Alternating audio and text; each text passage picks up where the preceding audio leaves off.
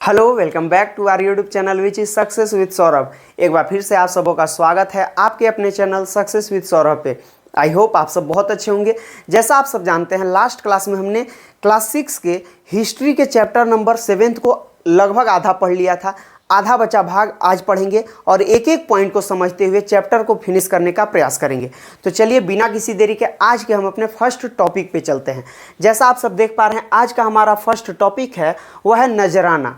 उसको इंग्लिश में कहा गया है ट्रिब्यूट। अब ट्रिब्यूट होता क्या है, इसके बारे में आपके चैप्टर में क्या बताया गया है उसको हम लोग देख लेते हैं।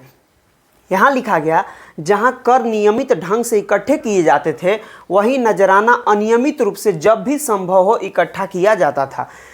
कर यानी टैक्स के बारे में बताया गया कि जहाँ टैक्स नियमित रूप से इकट्ठे किए जाते थे, रेगुलर बेसिस पे इकट्ठे किए जाते थे, वहीं नजराना जब भी संभव हो तभी इकट्ठा किया जाता था। आगे बताया गया, नजराना स्वेच्छा से दिया जाता था। स्वेच्छा से कहने का मतलब है कि जो व्यक्ति नजराना देने को इच्छुक हो वही देगा, जिसकी इच्छा नहीं है वह नहीं देगा। लेकिन टैक्स के साथ क्या है, आपकी इच्छा पे डिपेंड नहीं करता, आपकी इच्छा हो या ना हो आपको टैक्स पे करना ही है। क्लियर? चलिए, तो आप लोग नजराना और कर में अंतर समझ गए होंगे। इसके आगे एक बहुत ही इंपॉर्टेंट टॉपिक दिया गया है और उसका नाम है राजधानी में सम्राट। मैंने आपको बताया था मौर्य साम्राज्य की राजधानी पाटलिपुत्र, तो यहाँ पाटलिपुत्र की चर्चा की गई है और सम्राट की चर्चा की गई है। अब हम लोग देखते हैं यहाँ बताया क्या गया है। यहाँ लिखा गया, मेगस्थनीज चंद्रगुप्त के दरबार में पश्चिम एशिया के यूनानी राजा सेल्यूकस निकेटर का राजदूत था। मेगस्थनीज क्या था? तो राजदूत था। किसका? तो सेल्यूकस निकेटर का राजदूत था, जो कि चंद्रगुप्त के दरबार में आया था। अब आगे यहाँ लिखा गया, उसने जो कुछ देखा उसका विवरण किया। मेगस्थनीज ने पाटलिपुत्र में आने के बाद जो भी वहाँ देखा सम्राट को लेकर या पाटलिपुत्र स्थल को लेकर, उसके बारे में उसने विवरण किया और उसी के बारे में हमको यहाँ पढ़ना है। तो एक एक करके हर एक पॉइंट को हम लोग पढ़ते हैं। मेगस्थनीज ने बताया कि सम्राट जब जनता के सामने आता था, शोभा यात्रा के रूप में जश्न मनाया जाता था। सम्राट जब भी ओकेजनली जनता के सामने आता था, जश्न का माहौल होता था। आगे क्या बताया? आगे कहा, राजा सामान्यतः हथियार बंद महिलाओं से घिरे होते थे। मतलब महिलाएं उनके इर्द गिर्द चारों तरफ खड़ी होती थी जिनके पास हथियार होते थे। आगे है, राजा के खाना खाने से पहले एक खास नौकर उस खाने को चखता था। नेक्स्ट है, वे लगातार 2 रात एक ही कमरे में नहीं सोते थे। ये सभी बातें मेगस्थनीज ने सम्राट के बारे में बताया। और पाटलिपुत्र स्थल के बारे में क्या बताया? तो यहाँ लिखा गया है, यह एक विशाल और खूबसूरत नगर है। यह एक विशाल प्राचीर से घिरा है जिसमें 570 बुर्ज और 64 द्वार हैं। क्लियर? तो ये सारी बातें किनके द्वारा बताई गई? तो मेगस्थनीज के द्वारा बताई गई। इसको आप लोग ध्यान में रखेंगे। अब आगे देखते हैं कि आगे क्या बताया गया। नेक्स्ट जो आपका इंपॉर्टेंट टॉपिक है वह है अशोक एक अनोखा सम्राट। यहाँ अशोक को अनोखा सम्राट बताया गया है, महान सम्राट बताया गया है। क्यों बताया गया है, उसके रीजन्स क्या हैं, उसको देख लेते हैं। यहाँ लिखा गया, अशोक मौर्य वंश के सबसे प्रसिद्ध शासक थे। अशोक मौर्य वंश का सबसे प्रसिद्ध शासक था। अगर मौर्य वंश की बात की जाए तो मैंने आपको बताया था यहाँ 3 महत्वपूर्ण शासक हुए। कौन कौन से? चंद्रगुप्त, बिंदुसार और अशोक। तो यहाँ कहा गया कि अशोक सबसे ज़्यादा प्रसिद्ध शासक था। नेक्स्ट है, वह ऐसे पहले शासक थे जिन्होंने अभिलेखों द्वारा जनता तक अपने संदेश पहुँचाने की कोशिश की। यहाँ कहा गया कि अशोक ऐसा पहला शासक था जो अभिलेखों के माध्यम से जो अशोक के विचार थे उसको जनता तक पहुंचाने का काम किया। नेक्स्ट है, अशोक के ज़्यादातर अभिलेख प्राकृत भाषा और देवनागरी लिपि में हैं। इसको आप लोग ध्यान में रखेंगे। अशोक के ज़्यादातर अभिलेख किस भाषा में है? तो प्राकृत भाषा में है और देवनागरी लिपि में है। क्लियर? नेक्स्ट जो आपका इंपॉर्टेंट टॉपिक है वह है कलिंग युद्ध का वर्णन करता हुआ अशोक का अभिलेख। अब यहाँ पे अशोक का ही लिखा हुआ, अशोक के द्वारा ही लिखवाया गया अभिलेख मिला जिसमें कलिंग युद्ध के बारे में वर्णन किया गया है। तो देखते हैं क्या बताया गया है। यहाँ लिखा हुआ है, अपने एक अभिलेख में अशोक ने यह बात कही। मतलब यहाँ पे जितनी भी बातें बताई गई हैं अशोक के द्वारा ही कही गई हैं। क्या कहा गया? राजा बनने के 8 साल बाद मैंने कलिंग विजय की। अशोक कहता है कि राजा बनने के 8 साल के बाद मैंने कलिंग का युद्ध लड़ा और वहाँ पे विजय प्राप्त किया। नेक्स्ट है, लगभग 1.5 लाख लोग बंदी बना लिए गए, 1 लाख से भी ज़्यादा लोग मारे गए। अशोक कहता है कि कलिंग के युद्ध में लगभग 1.5 लाख लोग बंदी बनाए गए तथा 1 लाख से भी ज़्यादा लोग मौत के घाट उतारे गए। इससे मुझे अपार दुख हुआ और ये सारे परिणाम देखकर अशोक को अपार दुख हुआ, इसलिए मुझे पश्चाताप हो रहा है। अब मैंने धर्म पालन करने और लोगों को इसकी शिक्षा देने का निश्चय किया है। अशोक कहता है कि कलिंग युद्ध में जो दुर्दशा हुई, जितने लोग मारे गए, उसको देखकर मुझे बहुत ही पश्चाताप हो रहा है। मैंने अब युद्ध का मार्ग छोड़ दिया तथा अब धर्म का पालन कर रहा हूँ। धर्म का मतलब धर्म का पालन कर रहा हूँ और इसी के बारे में लोगों को बता रहा हूँ, इसकी शिक्षा दे रहा हूँ। क्लियर? आई होप यहाँ जितने पॉइंट्स हैं आपको अच्छे से समझ में आ गया होगा। अब कुछ और पॉइंट्स है इसी से रिलेटेड, उसको भी हम लोग देख लेते हैं। नेक्स्ट पॉइंट जो अशोक के द्वारा कही गई वह है, मैं जानता हूँ कि धर्म के माध्यम से लोगों का दिल जीतना बलपूर्वक विजय से ज़्यादा अच्छा है। अशोक ने क्या कहा? अशोक ने कहा कि मैं जानता हूँ कि लोगों के दिलों को धर्मपूर्वक जीतना ज़्यादा अच्छा है बनिस्पत किसी के साथ बल का प्रयोग किया जाए। क्लियर? आगे है, यह अभिलेख भविष्य के लिए एक संदेश के रूप में इसलिए उत्कीर्ण कर रहा हूं ताकि मेरे बाद मेरे बेटे और पोते भी युद्ध न करें। और यह अभिलेख को उत्कीर्णित करवाते समय अशोक की सोच क्या थी? उसने कहा कि वह यह अभिलेख इसलिए उत्कीर्णित करवा रहा है ताकि इसे देखने के बाद मेरे बेटे और पोते भी युद्ध का मार्ग न अपनाएं। क्लियर? नेक्स्ट पॉइंट है, इसके बदले उन्हें सोचना चाहिए कि धर्म को कैसे बढ़ाया जाए। मतलब उसने अपने बेटे और पोते के लिए यह बात कही कि युद्ध के बदले उन्हें यह सोचना चाहिए कि धर्म यानी धर्म को कैसे बढ़ाया जाए।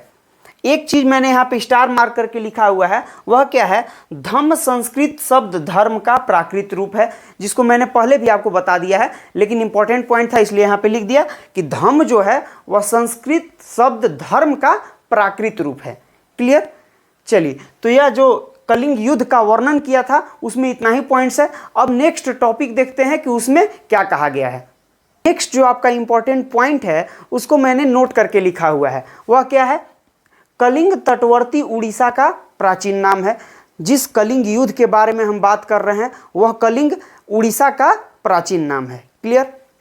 नेक्स्ट आपका इंपॉर्टेंट टॉपिक है वह है अशोक का धर्म क्या है। अब यहाँ बताया गया है कि अशोक जिस चीज़ को धर्म मानता था वह क्या है, उसके द्वारा धर्म की क्या डेफिनेशन है उसको बताया गया है, और भी उसके विचारों को यहाँ बताया गया है। तो एक एक करके उसको भी देख लेते हैं।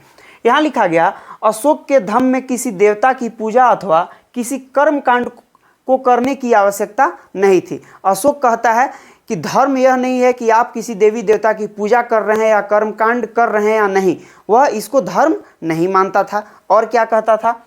उन्हें लगता था कि जैसे पिता अपने बच्चों को शिक्षा देते हैं वैसे ही यह उनका कर्तव्य था कि अपनी प्रजा को निर्देश दे। अशोक का यह मानना था कि जैसे एक पिता अपने बच्चों को शिक्षा देता है, उसी प्रकार अशोक यानी एक राजा का यह कर्तव्य है कि वह अपनी प्रजा को निर्देश दे।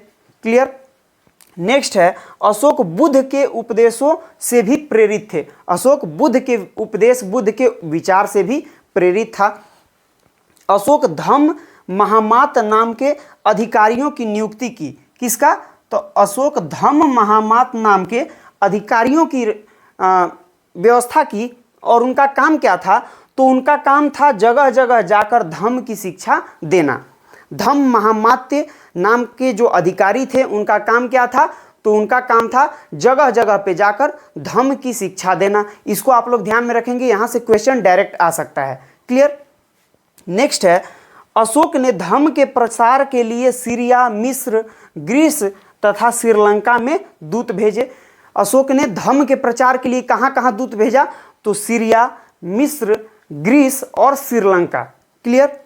आगे है, इसके साथ ही अशोक ने मनुष्य एवं जानवरों की चिकित्सा की व्यवस्था की। और इसके साथ ही अशोक ने क्या किया? तो मनुष्य एवं जानवरों की चिकित्सा की भी व्यवस्था की। क्लियर? चलिए, तो आपके इस टॉपिक में इतना ही पॉइंट्स है। अब नेक्स्ट टॉपिक हम लोग देखते हैं। नेक्स्ट जो आपका इंपॉर्टेंट टॉपिक है वह है अपनी प्रजा के लिए अशोक के संदेश, अपनी प्रजा के लिए अशोक ने कुछ संदेश दिए। वे संदेश क्या थे उसको एक एक करके देख लेते हैं। यहाँ लिखा गया, अशोक का कहना था कि लोगों के द्वारा किया गया अनुष्ठान कर्मकांड किसी काम का नहीं, इसके बदले लोग दूसरे रीतियों को माने तो वह ज़्यादा फलदायी होगा। अशोक ने क्या कहा, जो लोग कर्मकांड करते हैं, अनुष्ठान करते हैं, वह ज़्यादा फलदायी नहीं है, बल्कि उसके जगह पे अगर लोग दूसरे रीतियों को माने तो वह उन्हें ज़्यादा लाभ देगा। अब ये रीतियाँ क्या थी उसको एक एक करके देख लेते हैं। फर्स्ट में लिखा गया, अपने दासों के साथ अच्छा व्यवहार करना। अशोक ने क्या कहा कि अनुष्ठान करने से बेहतर है कि लोग अपने दासों के साथ अच्छा व्यवहार रखें, बड़ों का आदर करें, सभी जीवों पर दया करें तथा ब्राह्मणों एवं श्रमणों को दान दें। श्रमणों का मतलब जो लोग श्रम करते हैं तथा ब्राह्मणों को दान दें। क्लियर।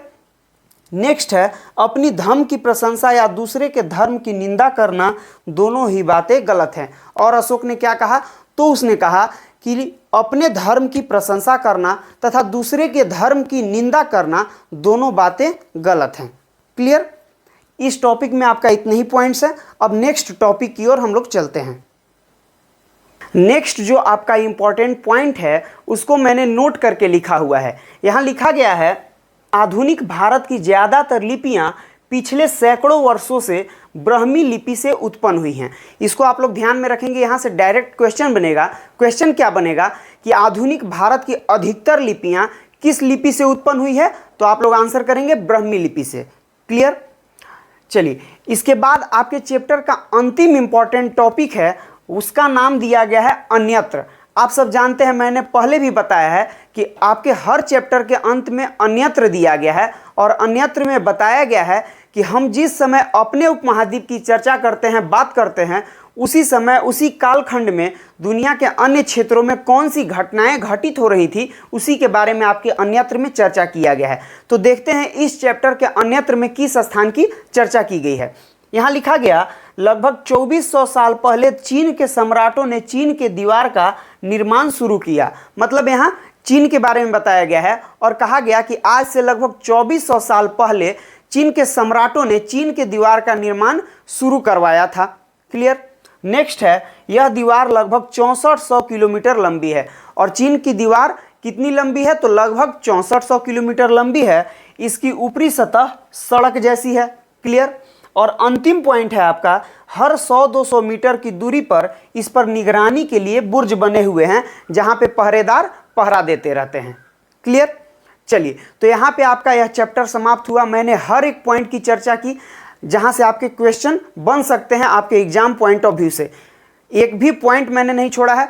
आई होप आपको वीडियो अच्छा लगा होगा। अगर वीडियो आपको पसंद आया तो वीडियो लाइक कीजिएगा, शेयर कीजिएगा और चैनल को जरूर सब्सक्राइब कीजिएगा। मिलते हैं नेक्स्ट सेशन में नेक्स्ट चैप्टर के साथ। तब तक के लिए बहुत बहुत धन्यवाद। जय हिंद।